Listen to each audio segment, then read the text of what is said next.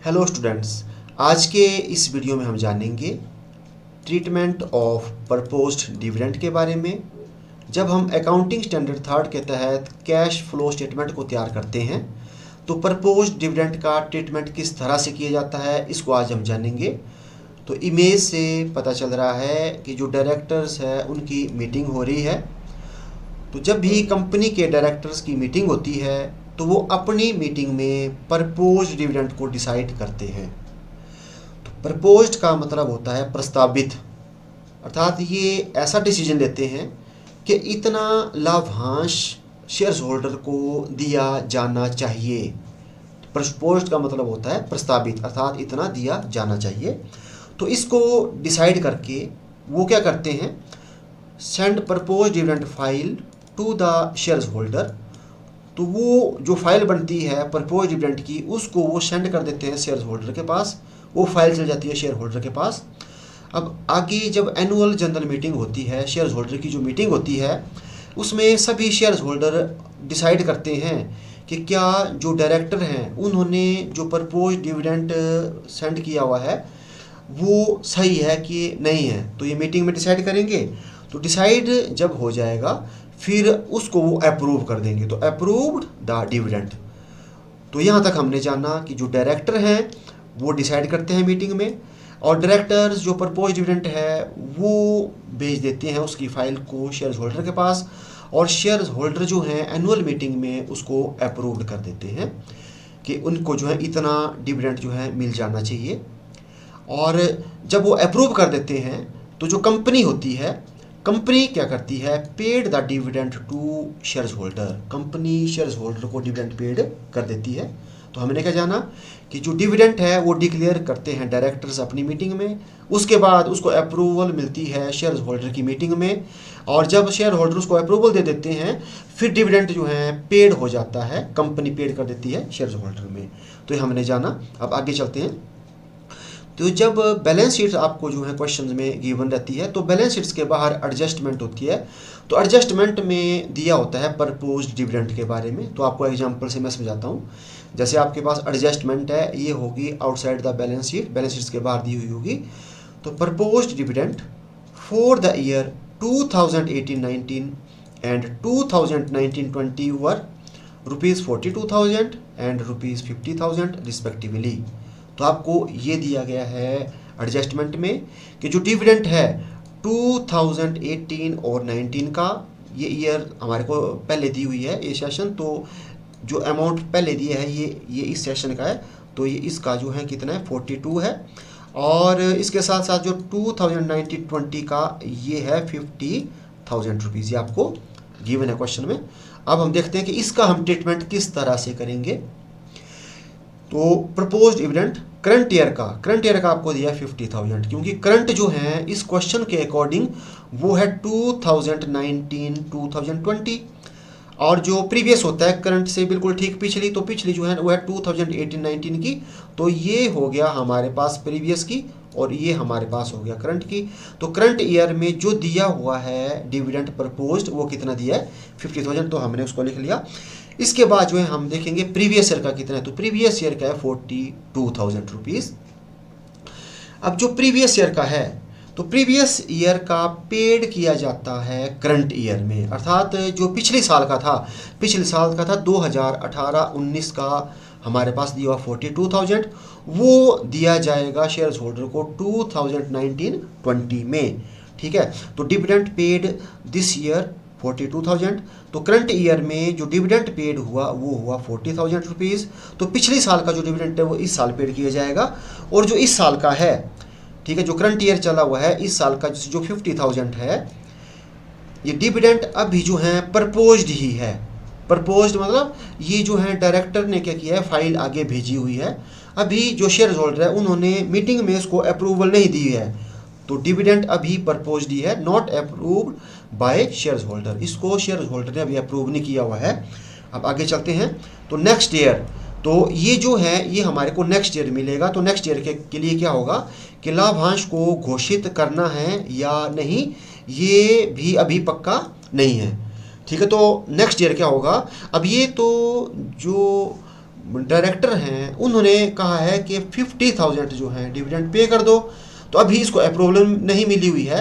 अब अगले साल जो है शेयर होल्डर ऐसा भी चाह सकते हैं कि हमने जो है इनको जो डिविडेंड है वो पे नहीं करना, हम सारे का सारा रिटेन कर लेंगे बिजनेस में, या ऐसा भी हो सकते हैं कि ये इनको दे सकते हैं। ठीक है, तो अभी पक्का नहीं है देना है कि नहीं देना है। तो जब ऐसी बात हो जाए, ठीक है, तो उसको हम कहते हैं कॉन्टीजेंट लायबिलिटीज़। ठीक है, तो ये कॉन्टीजेंट लायबिलिटीज़ क्या होती है? कॉन्टीजेंट लायबिलिटीज़ आकस्मिक दायित्व तो ऐसे होते हैं जो अभी लायबिलिटीज़ नहीं हैं लेकिन भविष्य में हो भी सकती है और नहीं भी हो सकती, अभी पक्का नहीं है। तो इन फ्यूचर क्या कर सकते हैं, जो नेक्स्ट ईयर होगा वो होगा आपका 2020-21 के लिए। इसका डिसीजन जो करंट ईयर है 2019 और 2020 चला हुआ है, इसका डिसीजन आएगा आगे। तो जो शेयर होल्डर हैं वो मीटिंग में डिक्लेयर भी कर सकते हैं, मतलब उसको अप्रूवल भी दे सकते हैं या इस अप्रूवल को रिजेक्ट भी कर सकते हैं। ठीक, तो तब तक ये क्या रहेगी, कॉन्टीजेंट लायबिलिटीज़ में रहेगी इस साल। तो इस वर्ष ये जो है कॉन्टीजेंट लायबिलिटीज़ है, तो इसलिए क्या किया जाएगा, accounting to this year accounting standard 4, तो अकाउंटिंग स्टैंडर्ड जो 4 है उसके तहत so it is not shown in the financial statement. तो इसको हम जो करंट ईयर का है इसको हम फाइनेंशियल स्टेटमेंट में नहीं बताएंगे, जो हमारे वित्तीय विवरण है उनमें हम इसको नहीं बताएंगे। तो जो स्टेटमेंट है, हम जो कैश फ्लो स्टेटमेंट बना रहे हैं ये भी हमारी फाइनेंशियल स्टेटमेंट है, तो इसमें इसको नहीं बताया जाएगा। क्यों नहीं बताया जाएगा? क्योंकि जो कॉन्टीजेंट लायबिलिटीज़ है उसको हम बैलेंस शीट्स में नहीं बताते हैं, उसको हम जो नोट्स होते हैं उसमें बाहर बताते हैं, लेकिन बताना अनिवार्य होता है। लेकिन ये फाइनेंशियल स्टेटमेंट में नहीं आएगी, ये फाइनेंशियल स्टेटमेंट के बाहर नोट में आएगी। ठीक है, तो जब ये यहाँ आएगी नहीं तो इसको हम क्या करेंगे, कैश फ्लो स्टेटमेंट में इसको हम कंसीडर नहीं करेंगे। ठीक है, तो इसके बारे में आपको मैंने बता दिया। अब जो पिछले साल का था जिसको अप्रूवल मिल गई है और वो इस साल जो पे हो गया, तो उसको हम किस तरह से ट्रीट करेंगे इसके बारे में जानते हैं। तो इससे पहले जो ऑपरेटिंग प्रॉफिट होते हैं बिजनेस के, तो उस ऑपरेटिंग प्रॉफिट में हम क्या करते हैं, नॉन ऑपरेटिंग एक्सपेंसेस को लेस कर देते हैं। इसके साथ साथ जो नॉन ऑपरेटिंग इनकम्स होती हैं उनको हम ऐड कर देते हैं। इसके बाद जो है हम एसेट्स जो हैं उनको हम राइट ऑफ करते हैं, जैसे गुडविल है, पेटेंट है, ट्रेडमार्क है, कॉपीराइट। तो जब भी वो राइट ऑफ होती है तो उससे भी हमारे प्रॉफिट्स क्या होते हैं, कम होते हैं। इसके साथ जो डिविडेंड हम पेड करते हैं फॉर द प्रीवियस ईयर, पिछले साल का जो हमने इस साल पे किया, अर्थात जिसको शेयर होल्डर ने अप्रूवल दे दी थी, उससे भी प्रॉफिट कम होते हैं। और जो इंटर्म डिविडेंड जो हम पेड करते हैं ड्यूरिंग द ईयर, इंटर्म होता है जो हम जो है मध्य में ही क्या कर देते हैं, दे देते हैं जो शेयर होल्डर हैं उनको, तो उससे भी हमारे जो हैं प्रॉफिट कम होते हैं। इसके साथ साथ टैक्स मेड जो हम प्रोविज़न बनाते हैं टैक्स के लिए, उससे भी प्रॉफिट कम होते हैं। और जो फिर हम कुछ अमाउंट जो है इस प्रॉफिट का ट्रांसफ़र कर देते हैं जनरल रिजर्व में।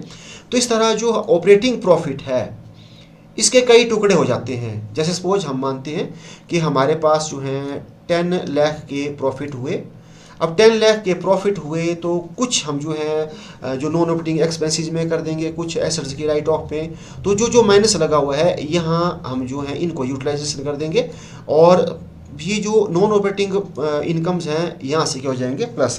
तो ऐसे चलते चलते जब हम लास्ट में पहुँचेंगे, जब बैलेंस शीट्स में बताया जाएगा सरप्लस, ठीक है, तो ये जैसे सपोज 10 लाख है तो यहाँ तक पहुँचते पहुँचते ये कितने रह जाएंगे, 3 लाख रुपीज़ रह जाएंगे। ये जैसे मैंने ऐसे आपको एग्जाम्पल में बताया। ठीक है, अब हम क्या करेंगे, अब हम देखते हैं प्रपोज डिविडेंड। तो प्रपोज डिविडेंड की कैसे ट्रीटमेंट हम करेंगे। तो लास्ट ईयर जो प्रपोज डिविडेंड है जो हमने इस साल पेड किया है, अब उसको हम नंबर 1 क्या करेंगे, cash flow from operating activities में ऐड कर दिया जाता है। तो जब हम कैश जो है फ्लो निकालते हैं ऑपरेटिंग एक्टिविटी से, तो जो इनडायरेक्ट मेथड होता है उसमें जो स्टार्टिंग है वो होती है आपकी सरप्लस से। जो बैलेंस शीट्स में आपको जो प्रॉफिट गिवन रहता है उससे इसकी स्टार्टिंग होती है। तो हमने क्या किया होता है कि हमने जो हमारा डिविडेंड है उसको क्या कर दिया होता है, लेस। तो हम क्या करेंगे, सबसे पहले जितना हमने डिविडेंड पेड किया उसको हम क्या कर देंगे, ऐड कर देंगे। तो ये जो है ये ऐड हो जाएगा इसमें। तो सरप्लस से हमारी स्टार्टिंग होगी, तो जो हमने डिविडेंड पेड किया पिछले साल का इस साल उसको हम ऐड कर देंगे। नंबर 1 ये होगा। और दूसरा cash flow from financing activities में इसको लेस कर दिया जाता है। अब हम इसको फाइनेंसिंग एक्टिविटीज़ में क्यों लेस करेंगे? क्योंकि हम जो डिविडेंड पेड कर रहे हैं वो किस लिए कर रहे हैं? क्योंकि हमने इक्विटी शेयर होल्डर से क्या किया हुआ है? कैपिटल ली हुई है, ठीक है। तो इसका मतलब उन्होंने हमारे को फाइनेंस दिया हुआ है, फाइनेंसिंग की हुई है। तो इसका रिलेशन, अब हम जो है फाइनेंसिंग के लिए उनकी पेमेंट कर रहे हैं, तो इसका रिलेशन फाइनेंसिंग एक्टिविटी से है। तो इसलिए जो हमने डिविडेंड पेड किया है इस साल के लिए, पिछले साल का, उसको क्या कर दिया जाएगा? फाइनेंसिंग एक्टिविटीज़ में लेस कर दिया जाएगा। तो आपको बताया मैंने कि जो पिछले साल का जो डिविडेंड होता है उसको इस साल पेड कर दिया जाता है। तो इसलिए इसको जो हमारे पास नेट प्रॉफिट होते हैं उनमें हम ऐड कर देंगे, क्योंकि हमने क्या कर दिया होता है उनको लेस, तो ये ऐड हो जाएंगे। और दूसरा, इनको फाइनेंशियल एक्टिविटीज़ में क्या कर दिया जाता है? लेस। और जो करंट ईयर्स के प्रपोज डिविडेंड होते हैं उनको अभी अप्रूवल नहीं मिली हुई है, तो आपको मैंने बताया, इसलिए वो क्या होता है? कॉन्टिजेंट लायबिलिटीज़ होती है। तो इसलिए हम इसको जो है कैश फ्लो स्टेटमेंट में कंसीडर नहीं करते। तो आज के इस वीडियो में इतना ही, मिलते हैं नेक्स्ट वीडियो में। Thank you.